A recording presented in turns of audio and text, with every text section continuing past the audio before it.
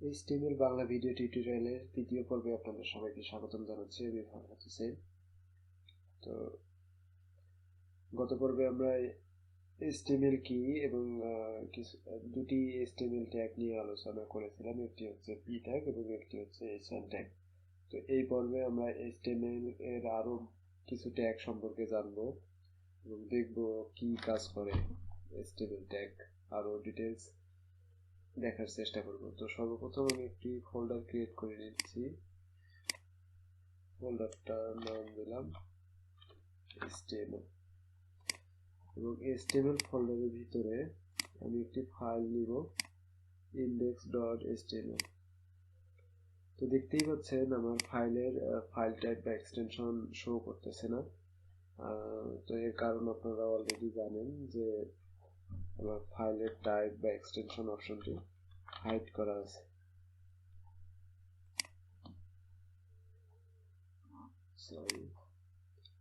তো সেটি অন করার জন্য আমাকে সার্চ অপশনে গিয়ে সার্চ করতে হবে ফোল্ডার লিখে এবং ফাইল এক্সপ্লোরার অপশনে গিয়ে যাব ভিউ থেকে যাব হাইড এক্সটেনশন, এটিকে আনমার্ক করে দিয়ে ওকে করে দিলাম।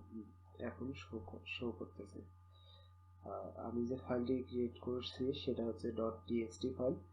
এটিকে আমি করব index.html ফাইল।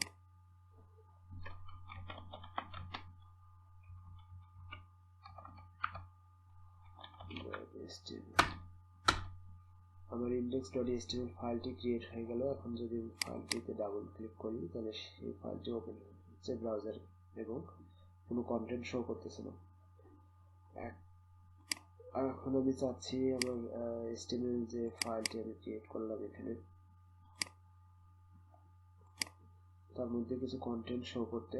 তো সর্বপ্রথম আমি নোটপ্যাড ওপেন করে নিব।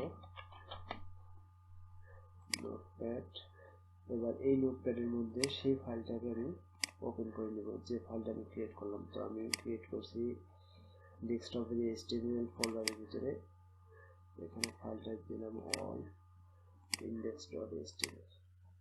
তো সেটি ওপেন হয়ে গেল। একবার চেক করে দেখি যে হলো কিনা। Hi, this is our website।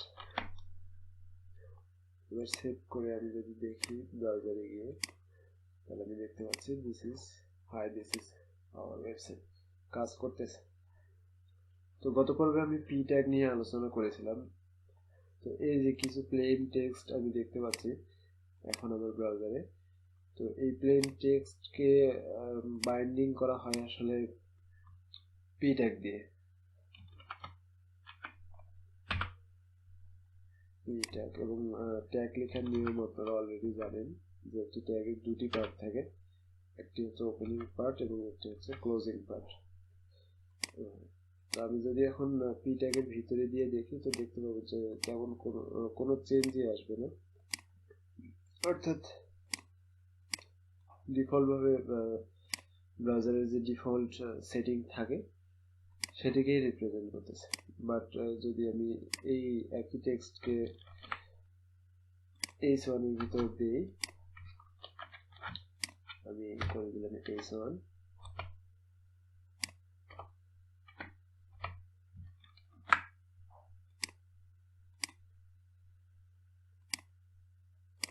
তাহলে দেখুন এটি এখন h1 ট্যাগ এটিকে হেডিং হিসেবে শো করতেছে। তো h1 ট্যাগ হচ্ছে প্রথম হেডিং HTML এর। এরকম আরো 6টি হেডিং আছে এবং সেটি হচ্ছে h2 হেডিং, তারপর হবে h3,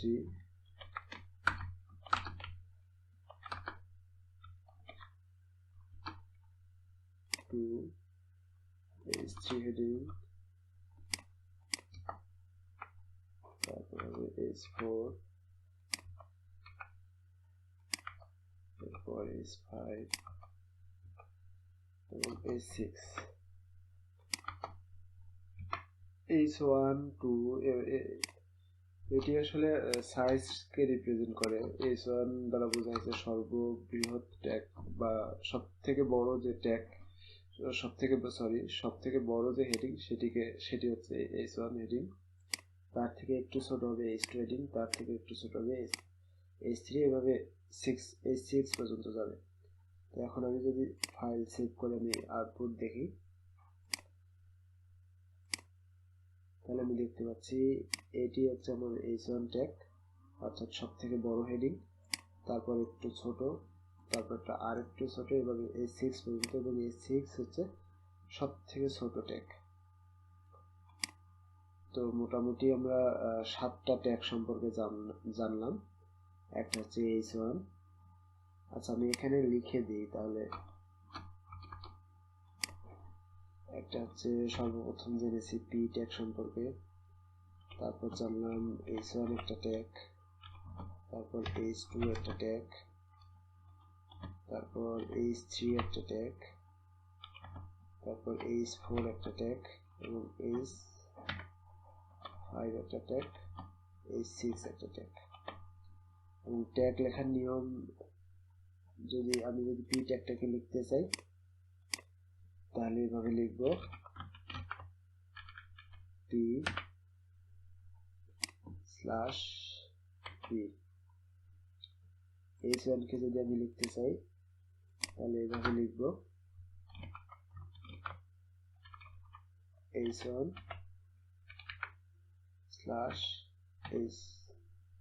/h1। অর্থাৎ এই পার্টটি হচ্ছে আমার ওপেনিং পার্ট, এই পার্টটি হচ্ছে আমার ক্লোজিং পার্ট, এভাবে h6 পর্যন্ত যাবে। h1 2 3 4 5 6, এটি হবে h2, এটি হচ্ছে আমার h3, এটি হচ্ছে আমার h4, এটি h5, এটি হচ্ছে আমার h4, এখানে হবে 5, এখানে হবে 6। এবং ট্যাগের ভিতরে যা থাকবে সেটি হচ্ছে ট্যাগের কন্টেন্ট, আর এই কন্টেন্টটুকু নিয়ে একটা ট্যাগের ওপেনিং ট্যাগ, কন্টেন্ট এবং ক্লোজিং ট্যাগ, এই পুরো বিষয়টাকে আমরা বলবো এলিমেন্ট, অর্থাৎ HTML এলিমেন্ট।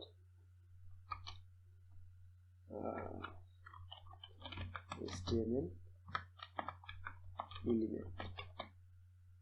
এলিমেন্ট বা এলিমেন্টস যাই বলি না কেন, অর্থাৎ p এর ভিতর যখন কোনো কন্টেন্ট থাকবে তাহলে সেই কন্টেন্টটুকু p এর ওপেনিং ট্যাগ এবং p এর ক্লোজিং ট্যাগ মিলে হবে একটা HTML ডকুমেন্টের p এলিমেন্ট। একইভাবে h1 এর ক্ষেত্রেও তাই। আবার আলাদাভাবে যখন আমি বলতেছি এটি একটি h1 ট্যাগ, যেমন এখানে আমি ইউজ করছি hi this is our website, এটা হচ্ছে আমার h1 ট্যাগের ভিতরে আছে এবং ব্রাউজারে একটি হেডিং হিসেবে শো করতেছে, লার্জ হেডিং হিসেবে। তো এটাই বোঝাতে চাচ্ছিলাম যে HTML এলিমেন্ট কি, যে একটি ট্যাগের কন্টেন্ট, ওপেনিং পার্ট এবং ক্লোজিং পার্ট মিলে হচ্ছে আমার একটা এলিমেন্ট। আবার যদি কন্টেন্ট না থাকে তাহলে এটি হচ্ছে আমার একটা হেডিং ট্যাগ, h1 ট্যাগ, এবং h1 ট্যাগের দুটি পার্ট, একটা হচ্ছে ওপেনিং পার্ট এবং অন্যটি হচ্ছে ক্লোজিং পার্ট। আশা করি বুঝতে পারছেন। ধন্যবাদ সবাইকে।